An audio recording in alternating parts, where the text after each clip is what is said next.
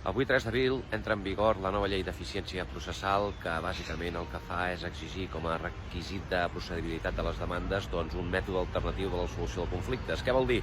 Doncs que abans de presentar una demanda hem hagut de negociar, conciliar, mediar o fer una oferta vinculant, bàsicament. Hi ha tota una llista de mètodes alternatius a la solució de conflictes.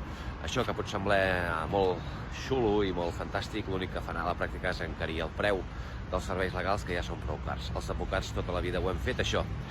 L'única diferència és que ara ho haurem de documentar. Precisament ara haig d'anar a fer una negociació sobre un divorci que estic portant i l'única diferència que tindré a partir d'ara és que aquesta negociació l'hauré de documentar d'alguna manera amb un acte o amb algun paperot o amb alguna oferta vinculant.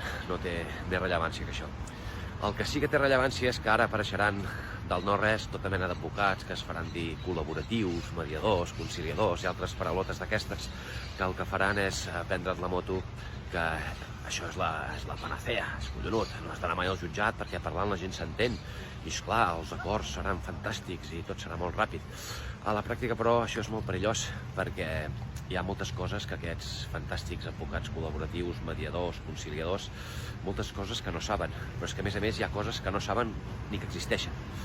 Per exemple, aquests advocats tan fantàstics saben de dret de successions, saben de coses específiques com quin termini tens per reclamar la quarta falsídia, que només és de 6 mesos i has de fer inventari.